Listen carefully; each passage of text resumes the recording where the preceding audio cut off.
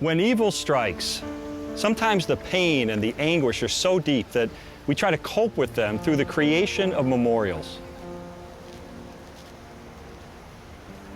I'm here in Oklahoma City, where a terrorist 4,000-pound bomb destroyed the Murrah Federal Building on April 19, 1995, killing 168 people, including 19 children. The nation was shocked.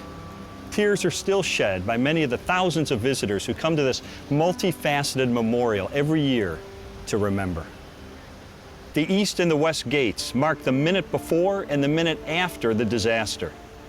The field of empty chairs represents each life that was taken.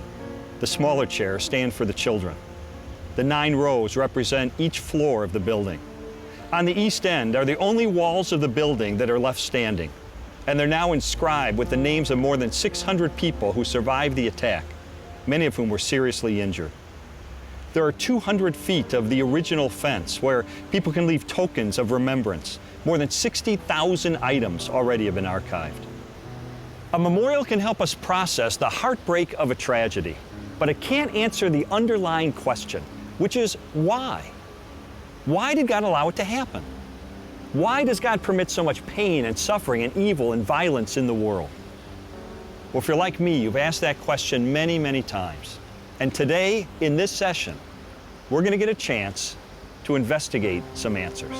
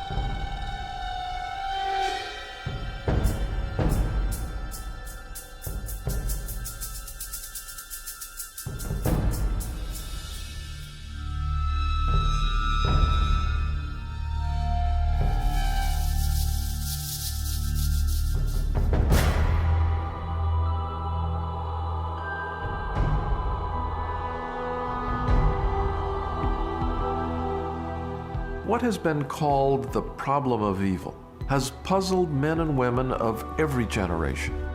Why, in a world created by a loving and omnipotent God, are suffering, disease, and death inevitable facts? You see, a loving God could not possibly be the author of the horrors that continue every day and will continue as long as life exists.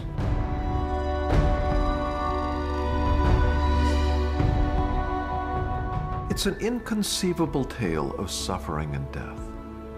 And because it's a fact, it is obvious there cannot be a loving God.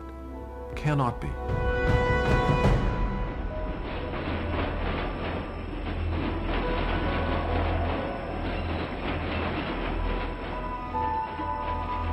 Early in my career as a journalist, I covered a lot of stories involving people who were living in extreme poverty and horrible conditions, or who'd been the victims of crime or terrible accidents. So I saw a lot of pain and suffering firsthand, and this became an issue that really resonated with me. Later, during my investigation, I commissioned a study that asked a cross-section of Americans, if you could ask God any one question and you knew He'd give you an answer, what would you ask? By far, the most common response was, how could there be a loving God with so much pain and suffering in the world? So I knew that this was the #1 objection to the Christian faith.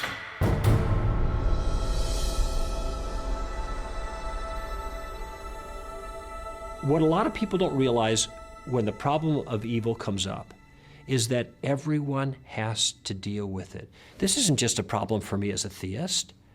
Every human being walking the face of this earth is aware of evil in the world, and everybody has to, from their perspective, from their worldview, offer a solution to it.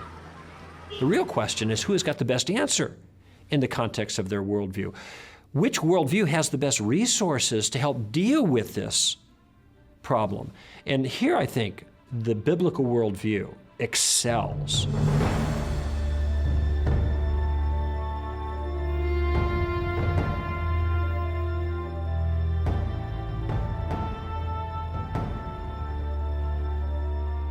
To understand the biblical view of evil and suffering, we must first consider an apparent contradiction in 5 core beliefs of Judeo-Christian theology. God exists. God is all good. God is all-knowing. God is all-powerful. And there is evil in the world.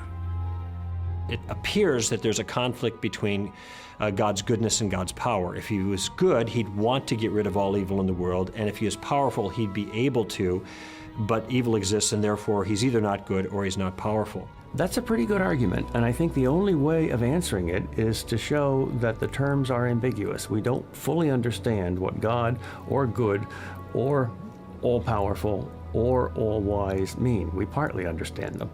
So we have to make some distinctions. Yours, O Lord, is the greatness and the power and the glory and the majesty and the splendor. For everything in heaven and earth is yours. You are exalted as head over all. There's a lot of confusion about what it means to say God is all-powerful. Many people think that means God can do anything. But the Bible is very clear that there are a lot of things God can't do. For example, the Bible teaches that God cannot swear by a name greater than himself. The Bible teaches that God cannot lie. It isn't that God just chooses not to lie, it's that he can't lie. C.S. Lewis once said, "Can a mortal ask questions that God finds unanswerable?" And he said, yeah, quite easily. Is yellow square or round? And how many hours are there in a mile? And if you extend that a bit, yes, God can't make a square circle. So there are all sorts of things that God can't do because they'd be illogical or nonsensical. So when we talk about God being omnipotent, what we mean is God can do anything power can do, but we don't mean God can violate the laws of logic and do something contradictory. God's power and the existence of evil are prevailing themes in the opening chapters of Genesis. In the beginning, God created the heavens and the earth. And God saw all that he had made, and it was very good.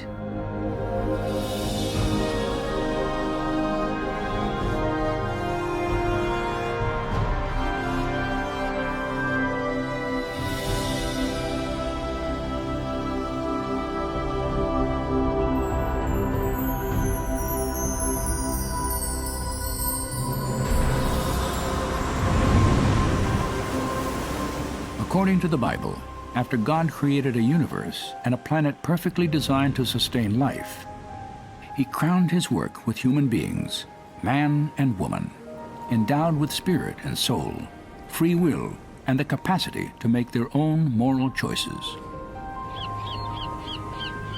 God created a world in which there were morally free creatures. Human beings can be bad and they can be good. There's a possibility for great evil, but there's a potential for great good when you have moral freedom.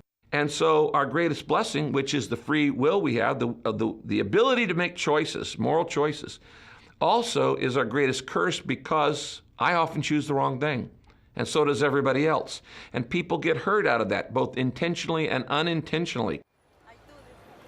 If God creates human beings with the power of free choice, he may foreknow what they're going to do, but he can't determine what they're going to do. Otherwise, they're not really free. And evil entered the world when people freely chose to withhold doing the right thing and instead did the wrong thing.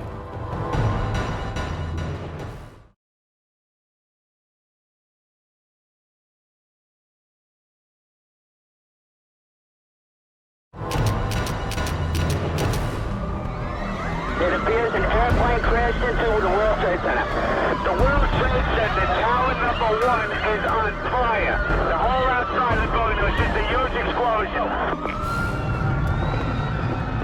The World Trade Center's collapsed. Building 2 has collapsed. The sheer magnitude of evil and suffering in the world can be overwhelming.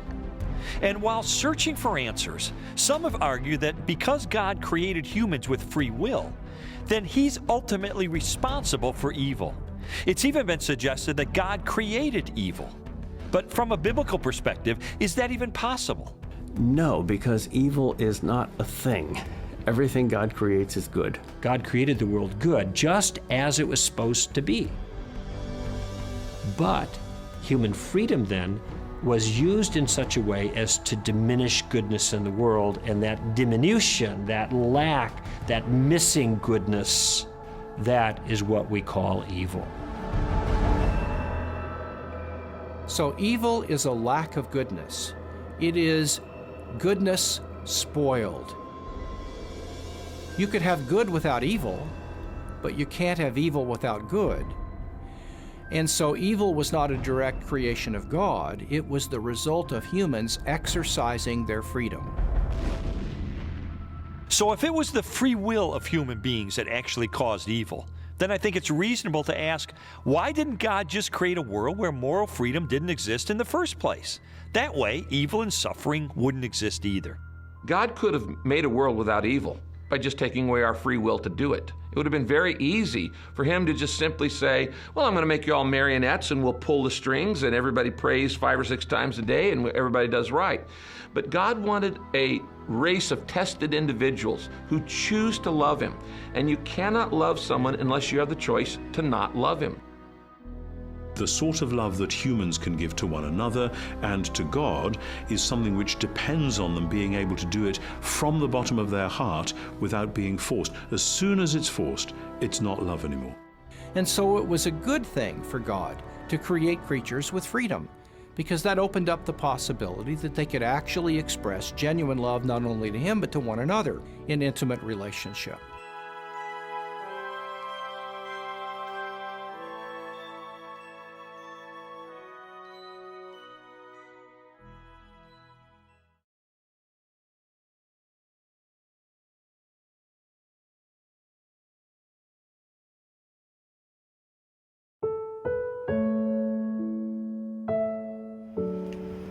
This American elm was really popular among the workers at the Murrah Federal Building here in Oklahoma City.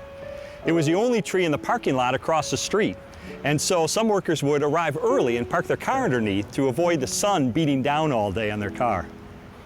When the bomb went off in 1995, its branches were pummeled with debris, and yet the tree managed to live through it. And so today it's been memorialized as the survivor tree. The tree that witnessed the tragedy and yet stood firm. And today it flourishes more than ever. It's become a symbol of hope and resilience, of renewal and rebirth. The inscription comes from the words of Billy Graham at the memorial service. It reads, "The spirit of this city and nation will not be defeated. Our deeply rooted faith sustains us." In other words, tragedy does not have to destroy our faith. We've seen in this session how the Christian worldview can account for both the presence of God and the presence of suffering. And where God is present, there is hope. Next week, we'll delve even further into this topic by talking about whether or not God could cause good to emerge from evil and suffering. I'll see you then.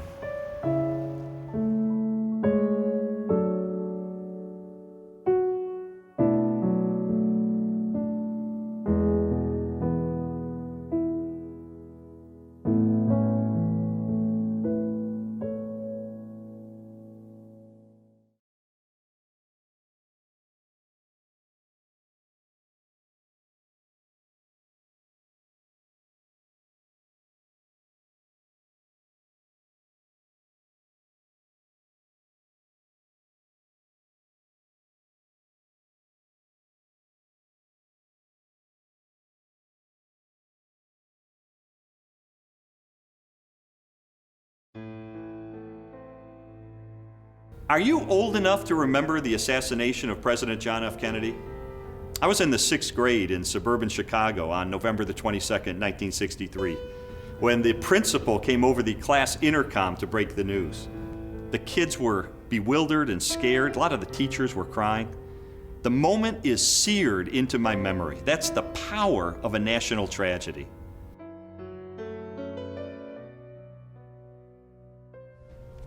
Even today, visitors come from all over the world. In fact, 6 million of them since 1989, to the 6th floor museum at Dealey Plaza in Dallas, so they can see the place that police discovered the sniper's nest and the rifle of the assassin Lee Harvey Oswald.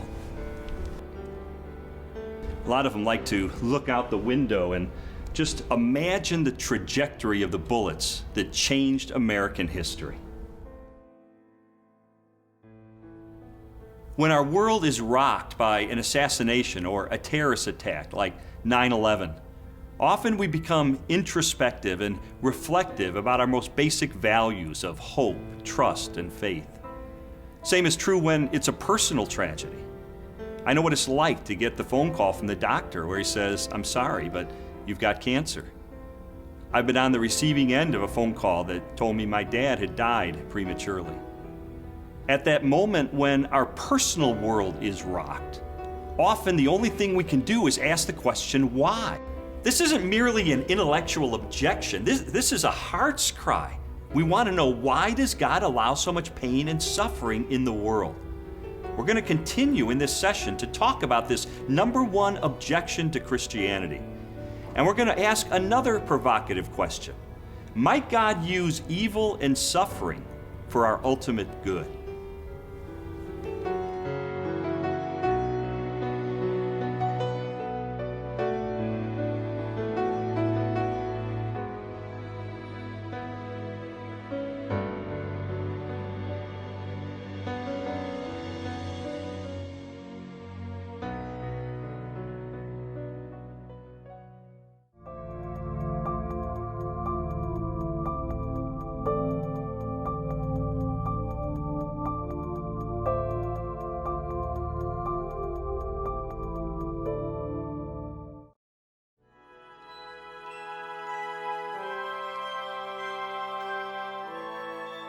"1600 years ago, St. Augustine wrote, 'Since God is the highest good, he would not allow any evil to exist in his works unless his omnipotence and goodness were such as to bring good even out of evil.' Theologians and scholars have long pondered and debated this question. Does a loving God use evil and suffering to accomplish a greater good? I don't know why suffering can't be compatible with God's love. People have this idea that real love rescues from all pain. I ask people when they raise that issue, I say, are you a parent? Do you have children? Do you feel that your love for your children requires you to rescue them from every bit of pain? Have you never